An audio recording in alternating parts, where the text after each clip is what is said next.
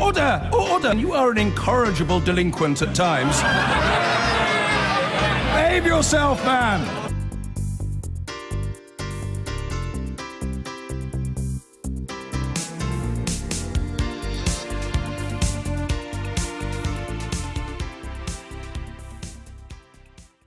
The Prime Minister and her Chancellor appeared to be at odds today in planning for the possibility of the UK leaving the EU without a deal.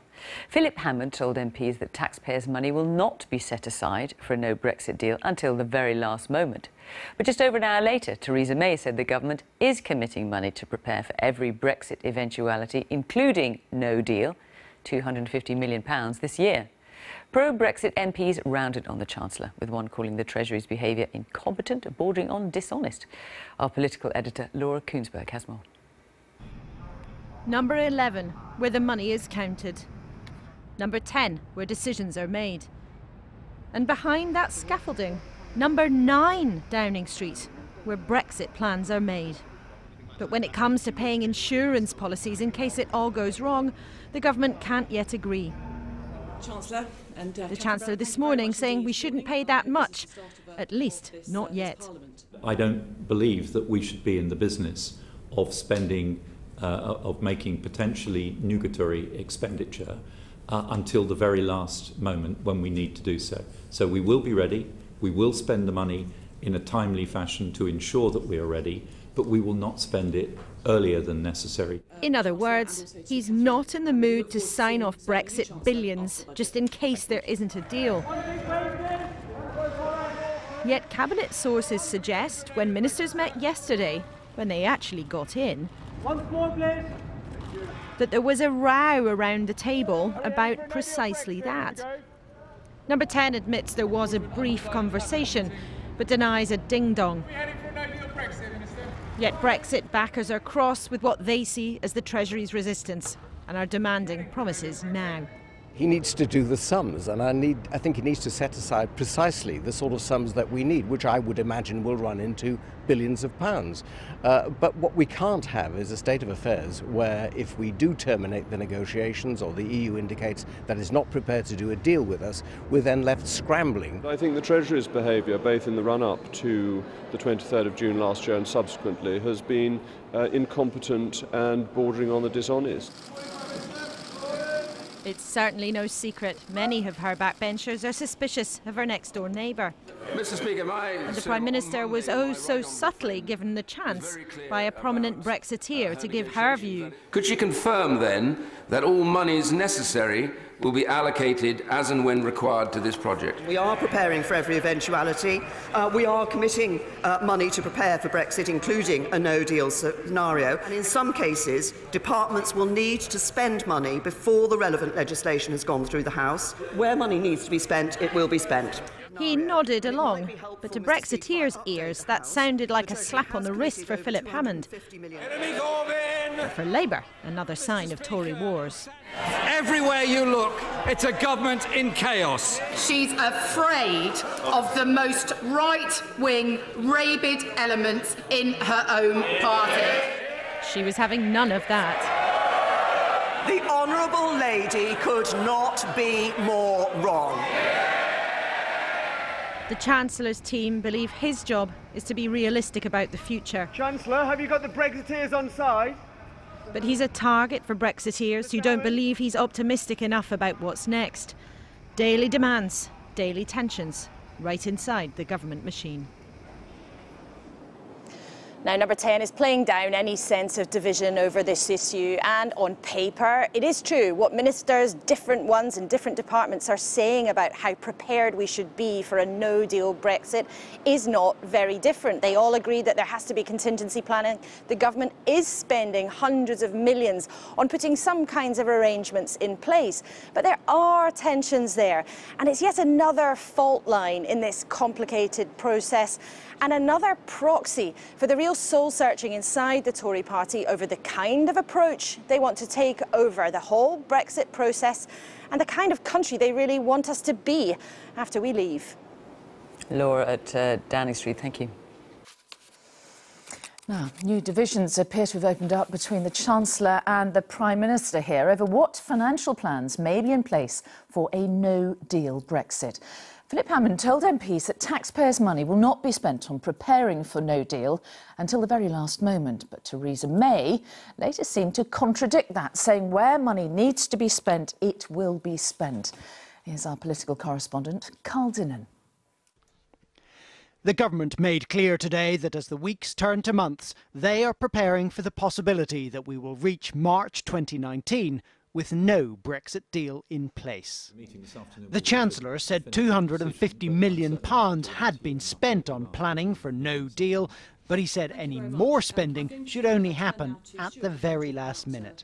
We should look in each area at the last point at which spending can begin to ensure that we are ready for a day one no deal scenario, and that's when we should start spending hard-earned taxpayers' money, because every pound we spend on contingent preparations for a hard customs border is a pound that we can't spend on the NHS or social care or education or deficit reduction. But some Tories think Britain may have to walk out of negotiations and should have the cash ready to prove it can. What the Chancellor should be doing in the budget is identifying money that is available to be spent if the negotiations don't progress. Yet the Prime Minister's opponents are already accusing her of ramping up the no-deal rhetoric. All because she's afraid of the most right-wing, rabid elements in her own party. Mrs May nearly lost her papers in the rush to knock that back. The Honourable Lady could not be more wrong. And she sounded a bit more willing to spend money than her Chancellor had. Where money needs to be spent, it will be spent. It may only have been a difference of emphasis between the Prime Minister and the Chancellor, but what is crystal clear is that increasing amounts of time and money are now being spent on the possibility that Britain will leave the European Union without a deal. Carl Dinnan, ITV News, Westminster. In other news today, the Chancellor was at the centre of a row over whether he's willing to spend the money some say is needed in the event of a bad-tempered Brexit. The Prime Minister said an extra £250 million had been allocated to preparations for the UK's departure from the EU. But Philip Hammond warned that funding for a no-deal plan wouldn't happen until the very last moment. Here's our political editor, Gary Gibbon. Could the European Council meeting next week be the beginning of the end for the Brexit talks? A senior EU official called it the apocalyptic scenario. Even if it took just an extra 2 minutes to process a lorry, it would cause queues of over 17 miles at Dover.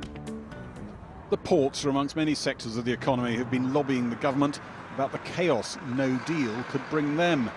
Today, the Chancellor told MPs about planes not flying the day after Brexit. Theoretically possible, he said, not a realistic expectation. He said the government had to be prepared for a full-scale breakdown in talks and good relations. But bluntly, we also have to consider the possibility of a bad-tempered breakdown in negotiations where we have non-cooperation. And worst-case scenario, even a situation where people are not necessarily acting in their own economic self-interest. Philip Hammond blamed EU partners around the table in Brussels for not speeding up Brexit talks. But after a cabinet meeting yesterday in which he came under fire from ministers who want billions committed to boosting staff and facilities in areas like customs and immigration, Mr Hammond held the line again in front of MPs, saying it wasn't time yet to spend the money. And he thought some colleagues wanted the money to make a point in the Brexit talks, and he couldn't spare the cash for that. Some are urging me to spend money simply to send a message to the EU that we mean business. I think the EU knows that we mean business. They know that we are planning for a no-deal scenario, that we have to do that. The commitment that we have made is that we will be ready with the necessary minimum structures to operate the system on day one. Will everything that we will ever need be in place on day one? Definitely it won't. Definitely it won't. In the Commons, Theresa May was accused by Labour MP of talking up no deal on Brexit to appease some Tory MPs. Don't the British people deserve better than a Prime Minister simply running scared?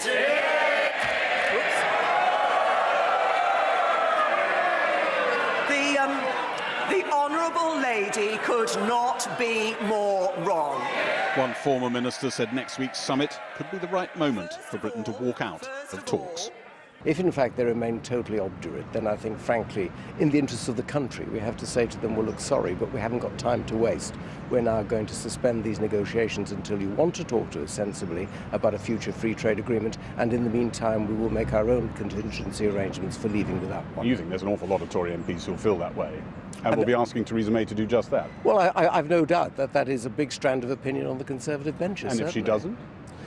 Well, I'm sure she will listen to Conservative MPs. She always does. And if she doesn't? Well, let's take it a step at a time. Let's first of all see whether or not the rhetoric changes in Sounds October. a touch menacing, that. There is no menace intended whatever. Not many MPs or fellow ministers came to Philip Hammond's defence today. Not a day passes, it seems, when one senior Tory isn't under friendly fire. Well, the weekend before last, there was a Get Boris mood in the party, part of the Conservative Party. After the conference, a Get Theresa mood, and you can already hear mutterings around Westminster about a Get Phil mood. He's actually on his way to Washington at the moment, so they won't actually be able to get him. This whole cycle started with Tuesday's cabinet meeting when Michael Gove, followed by Boris Johnson, brought up the issue of contingency money for no deal. I'm told that at moments that those exchanges were slightly good-humoured and not exactly acerbic, but Philip Hammond held to his guns there, didn't move, said actually he would only put the money out there when he absolutely had to, and the Prime Minister weighed in a bit on his side, saying we don't want to send the wrong message to Europe. And the story moves back to Brussels tomorrow. The talks, such as they are, resumed. David Jones, the ex-Brexit minister you heard speaking there, may yet get his way in a sense. He doesn't speak for the entire party. Only a minority of Tory MPs will be a voluble minority. But after the talks tomorrow, after the summit next week, we could well be in a position where there isn't actually much for Britain and Europe to talk about, because Europe doesn't think we're ready to move to phase 2. We haven't quite finished phase 1. We've got nothing else to say on phase 1. It could feel a bit suspended, even if it isn't. Gary, thanks very much.